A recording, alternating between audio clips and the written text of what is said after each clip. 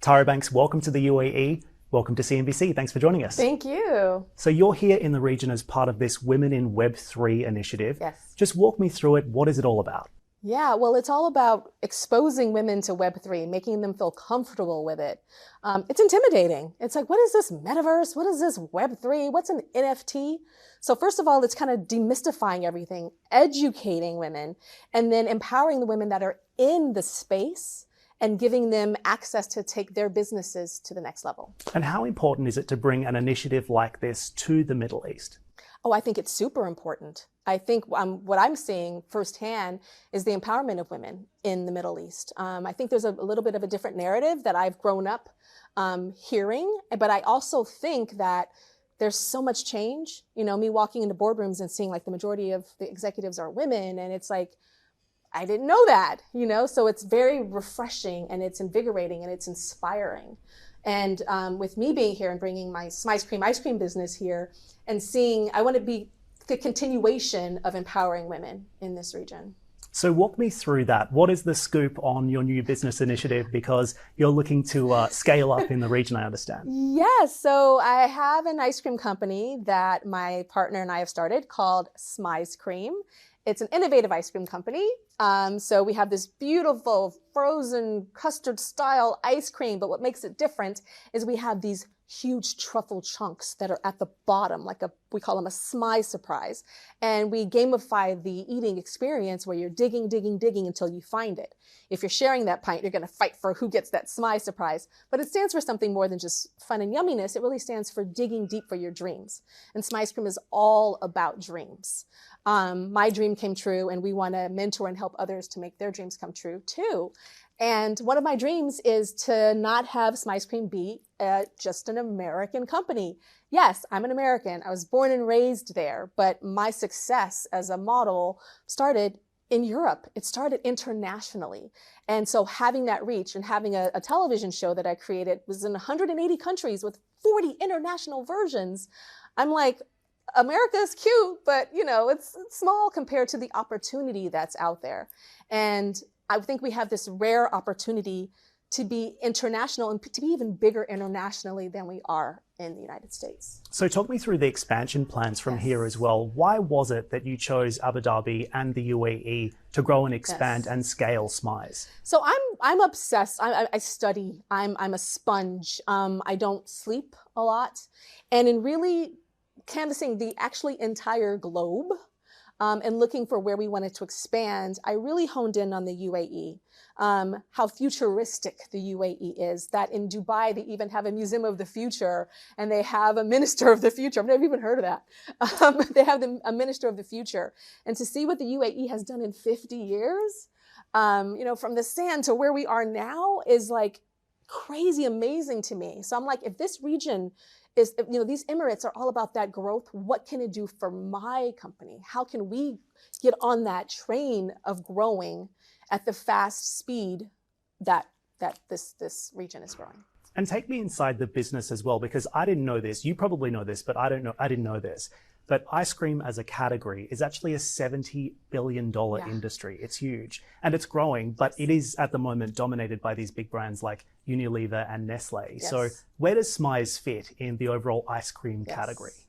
Well, with the ice cream category, the two highest, fastest growing categories are milk substitutes. So we're talking about oat milks and, you know, all of the vegan, vegetarian type milk bases. The other, and also low calorie or keto or some type of like health or perceived health with the category. And then the other is super premium ice cream. That's just high butter fat. That is very dense, rich ice cream. It's the Haagen-Dazs, it's the Ben & Jerry's. I mean, they are the strong incumbents. I'm not saying that they're on the rise, but that type of ice cream for people that don't understand what super premium means. So we are a super premium ice cream. We don't have a lot of air in our ice cream. It's super quality ingredients. We like to say that we're gourmet all day. However, we are going to be expanding into milk substitutes, oat milks, coconut milks, as well as it's very important for me to have a low sugar ice cream, particularly for the diabetes that is pretty strong in the United Arab Emirates, as well as in the Black community in America. So that's very important to me. But it's not just about having a good product. You have to be different. And I think our Smize Surprise makes us different. And we're a company that's a family company. So we want families to come enjoy Smize Cream. And we want to create huge, amazing attractions where the whole family can come and experience our brand. And so what is the end goal here? And what is the metric that you will use to measure your success when it comes to Smize? I'm looking at a 5-year plan. I used to think that I needed to hold onto my business forever, and it's going to be mine forever, and it's nobody else's, and I'm going to pass it down to my family. And while I still do want to have my hand connected to Smize Cream in some way, probably in perpetuity, I now understand an exit. And I understand the power of that. I understand almost the freedom of that. I understand also that you can only get so far as the founder, and then it's you know, you got to bring in different people. And I think it's going to start with us bringing in a CEO, probably from a big incumbent, you know, that's ready for their time to shine. And then it's going to be about an exit, but perhaps me having some retaining some percentage of the brand to continue the creative founder's vision. However, not necessarily having control. So Tyra, looking back over your business career as it stands, it's just incredible, really. You booked 25 shows for your first Paris Fashion Week. Everyone kind of knows that. You've shot magazine covers that have made history. You and your partners have built entire businesses in entertainment and in television that has shaped a cultural narrative and in a way shaped a generation, my generation, that early 90s generation, people who know you so well. But I was listening to you on stage only in the last hour here in Abu Dhabi, and you've credited a lot of your early success that you saw in your career to your mother. Yes. Can you talk to me about that? Yeah, I have the best role model in the world. You know, she was a single mother. She didn't really have money, but she had a dream and she had a passion, and she was laser focused on it. And she wasn't just laser focused on it where she was doing it over here. She was constantly showing and teaching what she was doing. She would sit us down and say, you're not going to see me after school, like 4 or 6 months. You're going to see, I'm going to make some dinner, and it's going to be on the stove when you get home as a latchkey kid, 13 years old, and your brother and you're going to eat that dinner, and I'm going to give you a kiss, and you're not even going to know it, 10 o'clock at night. And I'll wake you up and take you to school in the morning. But she explained why. It's because she wanted another bedroom. She wanted to get off of the couch, or she wanted us to have our own bedrooms, my brother and I. And so there was always this like plan. And then when I started modeling, first she was just my, mentor mama on the side. And then I begged her to quit her job and to be my partner in this journey.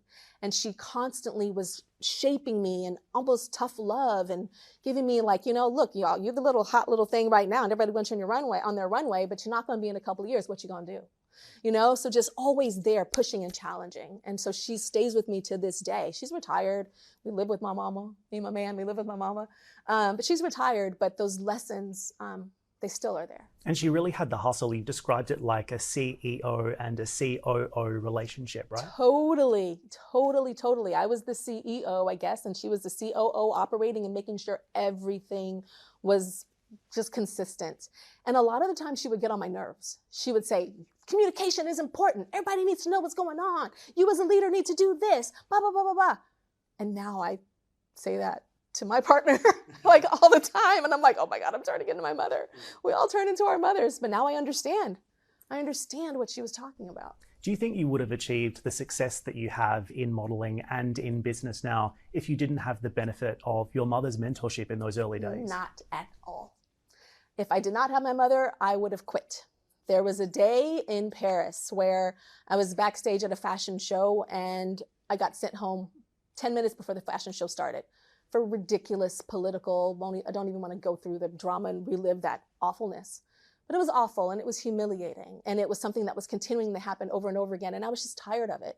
And I remember running with my backpack that I used to have from high school where I used to carry my books, but I had my model portfolio in it, same backpack.